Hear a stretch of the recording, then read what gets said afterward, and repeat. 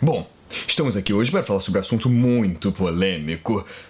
Mass Effect! Mass Effect! O final de Mass Effect 3 é muito polêmico. Mass Effect! Mass Effect! Sem spoilers, é claro. Mass Effect!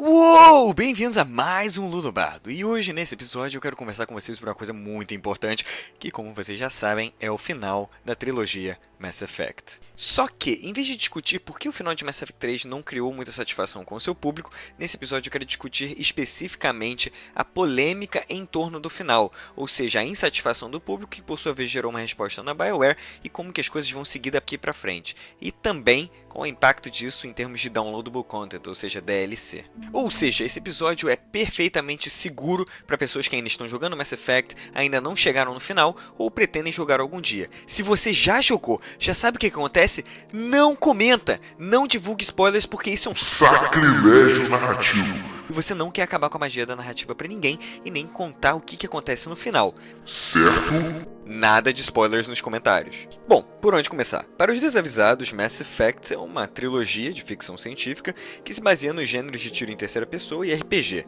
O grande diferencial da série, na verdade, se destaca pela sua ênfase em narrativa. Ahá! E por isso você está aqui assistindo o Ludobardo. Só que o interessante nisso é que é o grau de personalização que cada jogador tem em cima dessa história que é contada. Prova disso é que o jogador precisa, no primeiro Mass Effect, criar o seu personagem, desde características físicas até o histórico dele, de onde ele veio, a família, etc. E é lá o meu Shepard ali, ó. E a partir desse momento começa a realizar uma série de escolhas, algumas delas morais, que lhe fazem optar pelo lado Paragon ou Renegade, ou seja, um lado mais pacífico, outro lado mais agressivo, e ao longo de todas essas escolhas, a história vai se moldando conforme as suas decisões. Naturalmente existe um fio condutor principal, mas o grau de personalização através da ação, ou seja, através da interação, é muito grande. E o que a gente conclui disso é que a estrutura embutida favorece demais a construção de uma história emergente e personalizada de acordo com as decisões e as ações de cada jogador. O problema é que o final não corresponde às expectativas, e de fato, os finais oferecidos em Mass Effect 3 são digamos, uma grande decepção em comparação com tudo que você como jogador já passou por todos os outros jogos. Ou seja, o jogo leva em conta todas as decisões desde o primeiro jogo. O que você faz no primeiro afeta no segundo e assim sucessivamente. Só que no caso do final, isso não teve praticamente qualquer relevância. E a questão toda é que o público caiu em cima da BioWare, caiu matando, falando, olha, isso não é condizente com nada do que eu fiz ao longo dos 3 jogos. Daí, como eu disse, existem teorias que explicam os finais dos jogos, o porquê desses finais, uma delas particularmente interessante, mas isso eu vou deixar para outro episódio. A questão toda é que o público falou para a BioWare, olha, mude esse final por favor, e as iniciativas foram desde muito extremadas até começar um processo coletivo, até também arrecadar dinheiro para uma caridade, que por outro lado foi uma iniciativa muito interessante. A questão é que com essa reação do público, primeiro a BioWare se manifestou e disse nós não sabíamos que vocês estariam tão decepcionados, o que eu particularmente acho muito difícil, não é qualquer pessoa assistir os finais e falar epa, peraí, eu acho que isso vai deixar o público insatisfeito, mas iniciou-se uma discussão também do tipo, ué, até que ponto é permitido que o público solicite essas mudanças e isso afete o grau de produção autoral do jogo?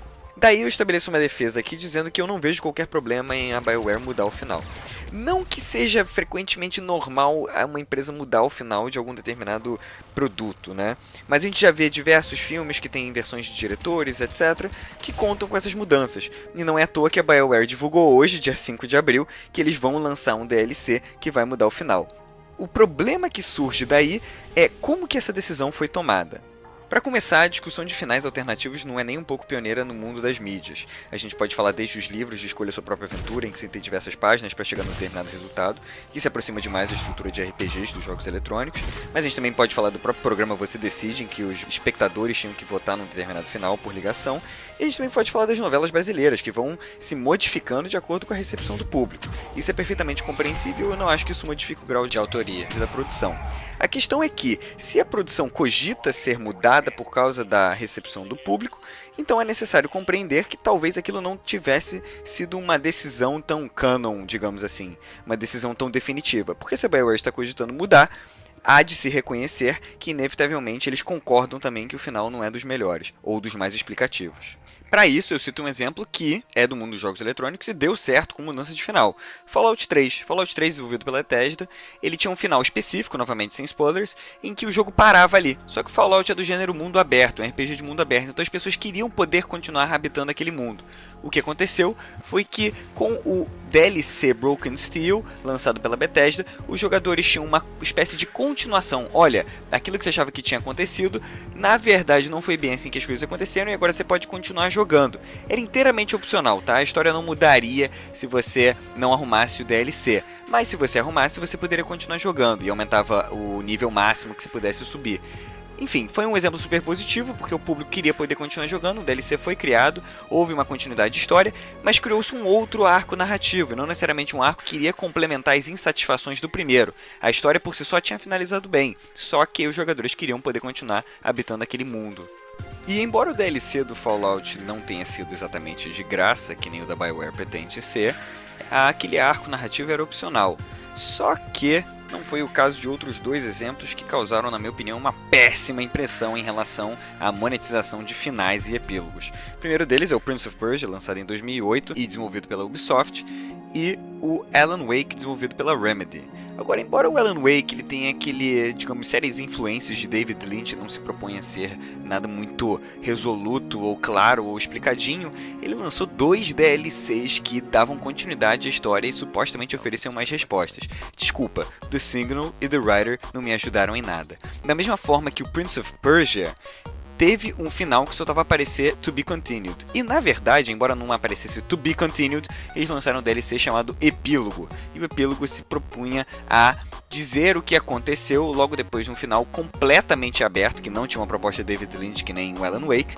E, bom, no final do seu epílogo também não ofereceu respostas contundentes.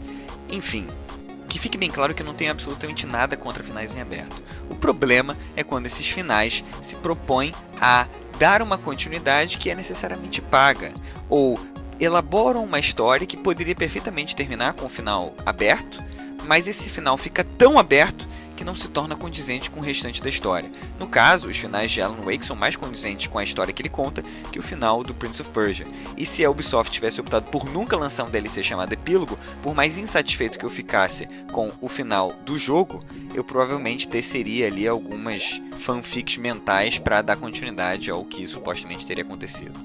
Para finalizar, o grande medo dessa postura da BioWare é até que ponto isso não vai abrir um precedente de monetização de continuidade da narrativa. A gente sabe, e isso é inegável, que a narrativa é um elemento que é importantíssimo para o desenvolvimento da mídia dos jogos eletrônicos, seja porque isso promove um maior envolvimento com o jogador, ou por consequência esse envolvimento também promova maiores vendas de um determinado produto ou jogo. Então a gente sabe que isso é crucial. O problema é até que ponto você vai criar uma história deliberadamente com lacunas do tipo os DLCs do Assassin's Creed 2, em que 2 memórias estavam misteriosamente ausentes, para depois você ter que ir lá comprar aquele material. Até que ponto a gente está cortando material opcional da história para depois vender, e até que ponto a gente vai começar a cortar material obrigatório da história para começar a vender também. Isso é extremamente problemático, e é nesse sentido que eu acho que o consumidor tem todo o direito de, talvez não necessariamente processar a empresa, mas certamente se manifestar contra e falar, olha, eu não concordo com isso e eu não vou comprar mais seus jogos se você continuar com essa postura.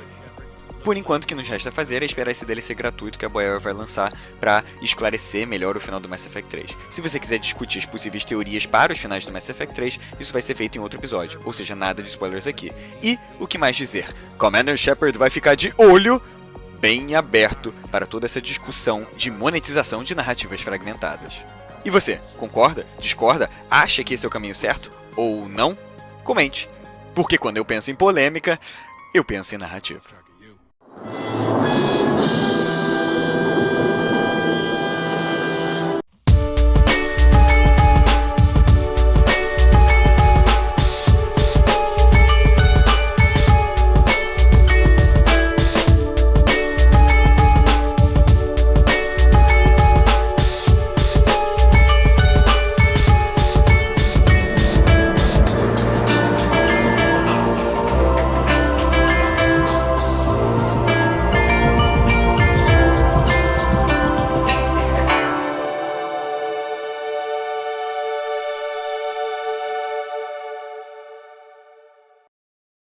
Nossa, você tá aqui até agora? Então deve ser porque você quer saber qual é o final do Mass Effect 3, né? Bom, tem aquela parte em que o Shepard tem... Você achou que eu ia cometer um sacrilégio, é? Espere o próximo episódio.